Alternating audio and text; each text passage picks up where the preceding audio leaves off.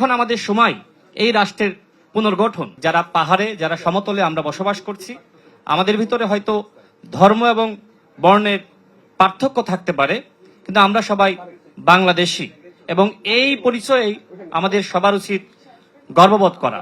এবং সর্বশেষ আমি যে কথা বলতে চাই, জুলাই জাতীয় সনদ নিয়ে অনেকে কথা বলছে। দেখেন, আমাদের এখানে মাননীয় স্বরাষ্ট্রমন্ত্রী আছেন, তিনি বিএনপির পক্ষ থেকে জাতীয় ঐক্যমত কমিশনে তিনি প্রতিনিধিত্ব করেছিলেন এবং বিএনপি যে বিষয়গুলোতে ঐক্যমতে এসেছে এবং যে বিষয়গুলোতে ভিন্নমত ছিল সেটি সংখ্যা কিন্তু খুবই সীমিত।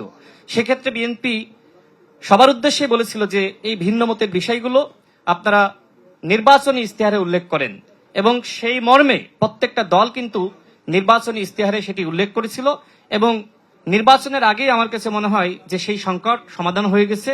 এখন আমাদের সময় এই রাষ্ট্রের পুনর্গঠন।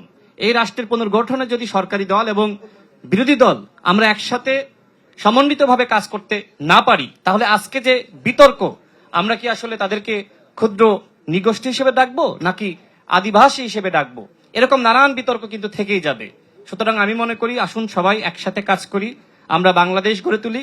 রাষ্ট্র পুনর্গঠনে বাংলাদেশের মাননীয় প্রধানমন্ত্রী যেভাবে কাজ করে যাচ্ছেন, যেভাবে তার আন্তরিকতা, তার বিনয়ের এবং মূল্যবোধের যে ধরনের চিত্র তার মধ্যে আমরা দেখতে পাচ্ছি, আমার কাছে মনে হয় আমরা সবাই একসাথে কাজ করতে পারলে আমাদের পাহাড়ের সংকট আমরা সমাধান করতে পারবো।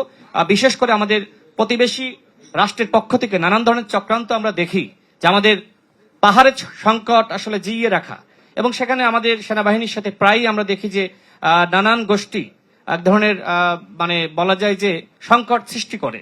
তো আমাদের সেনাবাহিনী দেশের স্বাধীনতা সার্বভৌমত্ব রক্ষার জন্য সেখানে কাজ করে যাচ্ছে।